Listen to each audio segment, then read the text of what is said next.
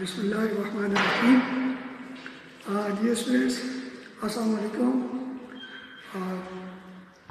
आज हम फिज़िक्स पढ़ने जा रहे हैं। Unit 1 physical quantities and measurements, और हमारा टॉपिक है जी वर्नियर कैलिपर। स्टूडेंट्स, कोई भी टॉपिक पढ़ने से पहले उसके ऑब्जेक्टिव्स होते हैं कि इस टॉपिक को पढ़ने के बाद हमने कौन कौन सी चीज़ें अचीव करनी है। तो इसमें हमारे जो ऑब्जेक्टिव्स हैं टॉपिक से रिलेटेड बुक में और हमारी प्रैक्टिकल लाइफ में क्या हो सकते हैं।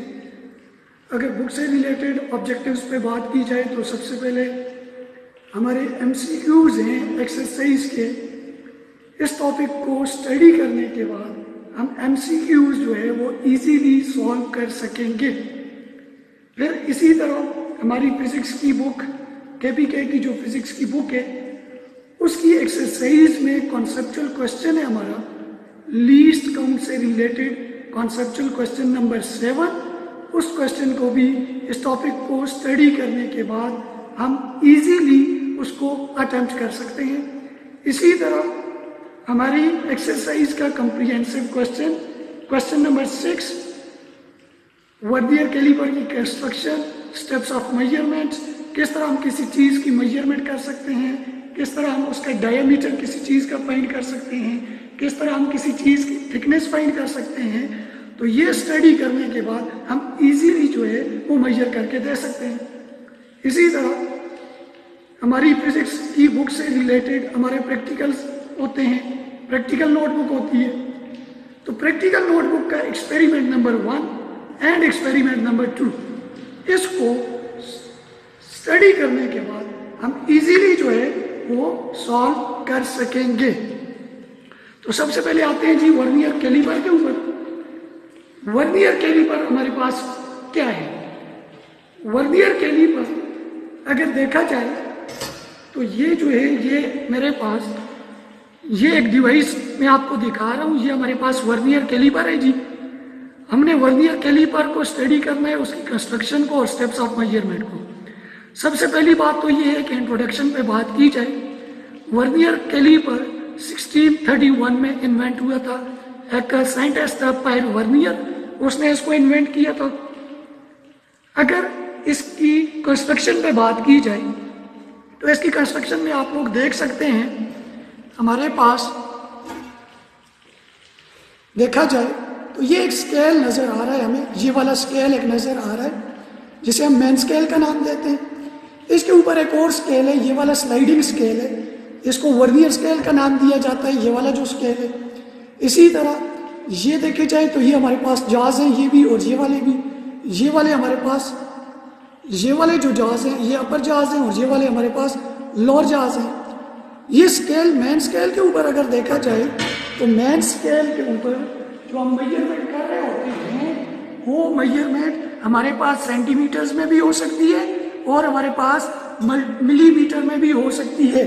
ये सेंटीमीटर में भी है और हमारे पास मिलीमीटर में भी है।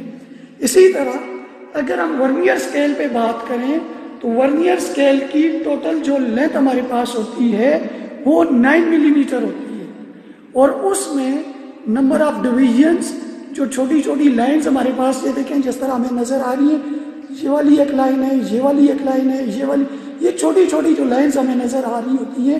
बाज़ वर्नियर कैलिपर ऐसे होते हैं जिनकी वर्नियर स्केल्स के ऊपर नंबर ऑफ डिविजन्स जो होती हैं वो 10 होती हैं और जो मैं स्केल यूज़ कर रहा हूँ, ये वाला जो स्केल यूज़ कर रहा हूँ, इसके ऊपर जो नंबर ऑफ डिविजन्स हैं, ये टोटल नंबर ऑफ डिविजन्स हैं वो 20 हैं। इसी तरह ये हमारे पास मेन स्केल आ गया, ये वर्नियर स्केल आ गया, ये आ गया हमारे पास अपर जहाज और ये आ गया हमारे पास लोअर जहाज। अब लोअर जहाज का काम ये होता है, ये external measurement of the object के लिए यूज़ किया जाता है लोअर जहाज, और ये जो अपर जहाज है ये internal measurement of the object के लिए यूज़ किए जाते हैं। यानी हम इससे डायमीटर भी फाइंड कर सकते हैं, थिकनेस से भी फाइंड कर सकते हैं। ये एक्सटर्नल के लिए हो गए लोअर जहाज, अपर जहाज जो है वो हमारे पास इंटरनल के लिए हो गया। अगर इसी तरह मैं इसको थोड़ा सा ओपन करूं, स्लाइड करूं, इस वर्नियर स्केल को, वर्नियर कैलिपर के स्केल को स्लाइड करूं तो ये जो मुझे नज़र आ रही है इसे बोला जाता है डेप्थ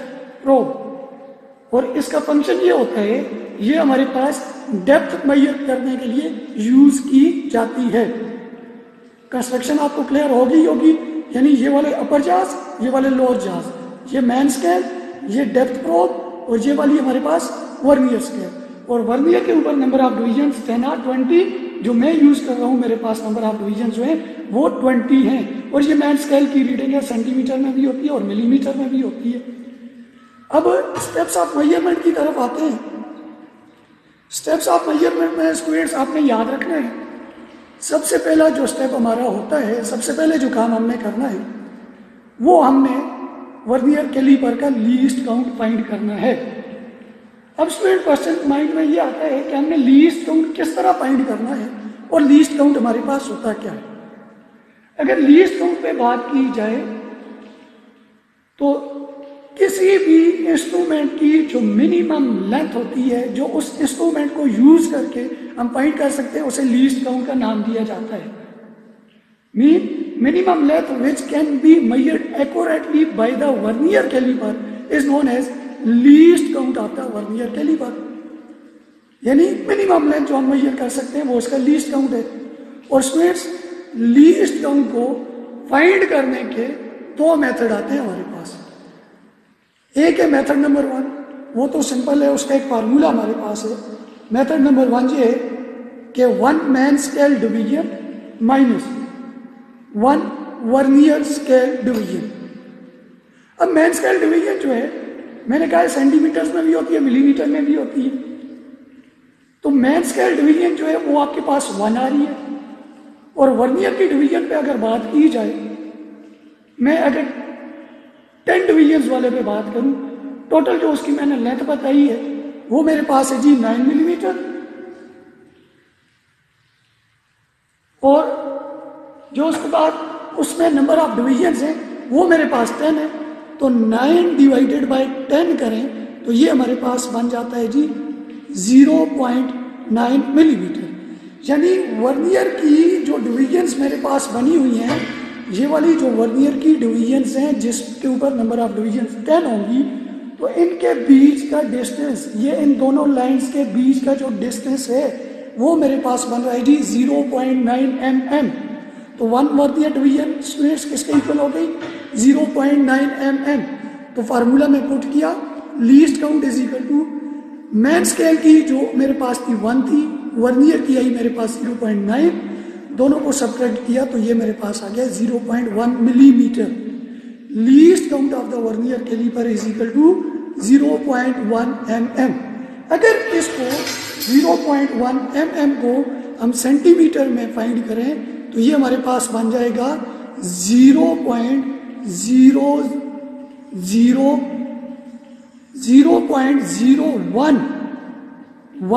सेंटीमीटर। ये हमारे पास लीस्ट काउंट आ गया। अब इसका सेकंड मेथड क्या है लीस्ट काउंट फाइंड करने का? उसका भी एक फार्मूला है।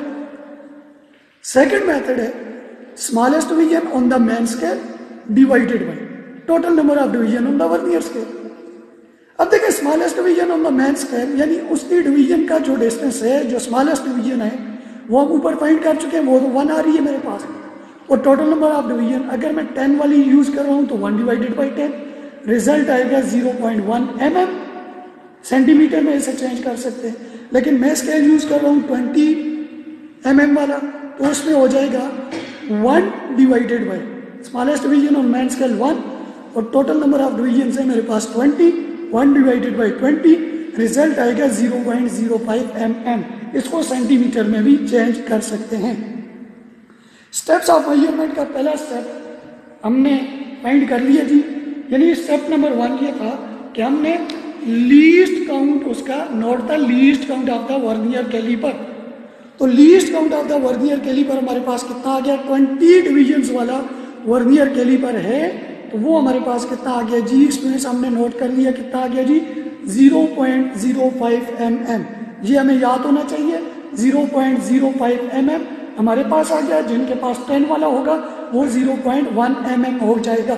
यानी फर्स्ट स्टेप हमारा हो गया note the least count of the vernier caliper. Second step हमारा ये है, हमने इन दोनों जाज को, अपर जाज एंड लोअर जाज, हमने क्या करना है, इनको क्लोज करना है, इनके बीच में कोई ऑब्जेक्ट बी नहीं रखना, इनको क्लोज किया, क्लोज करने के बाद ये ऊपर से हमने टाइट कर दिया। अब सेकंड स्टेप ये है कि क्लोज द जाज, जाज को क्लोज करने के बाद चेक द एरर। अब हमने बेटा ये समझना है कि हमारे पास एरर क्या होता है। एरर को समझने के लिए जिस टाइम पे हमने जाज को क्लोज किया तो हमें ये पता है कि वर्नियर के ऊपर भी लाइंस लगी हुई है, वर्नियर स्केल के ऊपर भी लाइंस लगी हुई है, उनकी नंबरिंग भी है। इसी तरह ये मैन स्केल है, ये मेरे पास वर्नियर स्केल है, ये वाला वर्नियर आ गया, और ये वाला जो है ये मैन स्केल है। मैन स्केल स्लाइडिंग नहीं होता, वर्नियर जो होता है वो स्लाइडिंग स्केल होता है। अब एरर को चेक करने के लिए हमने क्या करना है, जिस टाइम पे जाज को क्लोज किया, क्लोज करने के बाद हमने ये देखना है स्टूडेंट्स कि जो मैन के जीरो वाली लाइन है वर्नियर के जीरो की लाइन के सामने आ रही है या नहीं आ रही, इस तरह कॉन्साइड कर रही है या नहीं कर रही। कॉन्साइड कर रही है तो भी देखना है, नहीं कर रही तो भी देखना है कौन सी साइड पे आ रही है, वर्नियर का जीरो मैन के जीरो का लेफ्ट पे आ रहा है, राइट पे आ रहा है या उसके सामने आ रहा है। यहाँ पे समझना है, अगर वर्नियर का जीरो मैन के जीरो के सामने एग्जैक्ट हमने चेक करना है, दोनों जीरो अगर आमने सामने आ रहे हैं, मैन का जीरो वर्नियर के जीरो के बिल्कुल सामने लाई कर रहा है, छोटा सा भी डिफरेंस नहीं है, ये दोनों जीरो की लाइन एक दूसरे के अगर सामने आ रही है, then there is no zero error. If the zero of the vernier coincides to the zero of the man scale, then there is no zero error. अगर coincide नहीं कर रहा, if the zero of the vernier scale does not coincide with the zero of the man scale, then there is an error, zero error, or zero error. There are two types of the zero error. Clear है point? कि error किस time पे नहीं होगा, जिस time vernier का zero man के zero से coincide नहीं करेगा, और एरर किस टाइम पे होगा, जिस टाइम पे कॉन्साइड नहीं करेगा। अब क्वेश्चन ये आता है कॉन्साइड नहीं करेगा, वो राइट भी हो सकता है, लेफ्ट भी हो सकता है, फिर कौन सा एरर होगा। तो फिर हम जीरो एरर में आगे दो तरह के जीरो एरर को स्टडी करेंगे। एक हमारे पास होगा पॉजिटिव जीरो एरर और second one is the negative zero error. अब स्टूडेंट्स हमने ये समझना है कि पॉजिटिव एरर कौन सा होगा और हमारे पास नेगेटिव एरर कौन सा होगा। लेट ये वाला जो स्केल है ये मेरे पास मैन स्केल है, और ये वाला जो नीचे वाला स्केल है ये आ गया वर्नियर स्केल। अगर दोनों का जीरो, ये जीरो वाली लाइन, ये जीरो वाली लाइन कॉन्साइड करती है, नो एरर। अगर कॉन्साइड नहीं करती, ये वर्नियर का जीरो या तो यहाँ पे आ जाता है या इस साइड पे, यानी पॉसिबिलिटी है ना, या तो यहाँ पे आ सकता है या यहाँ पे आ सकता है, राइट साइड पे आ सकता है मैन के, या आपके पास ये राइट साइड में आर मेंशन कर रहा हूँ, R mean right side, L mention कर रहा हूँ, एल मीन लेफ्ट साइड। या तो राइट साइड पे आ सकता है या मेरे पास लेफ्ट साइड पे आ सकता है। राइट साइड पे आएगा फिर भी एरर होगा, लेफ्ट साइड पे आएगा तो फिर भी एरर होगा। अगर आपके पास वर्नियर का जीरो, ये वाला जीरो मैन स्केल के जीरो से, if the zero of the vernier remains right to the zero of the main scale, तो एरर जो होगा वो पॉजिटिव एरर होगा।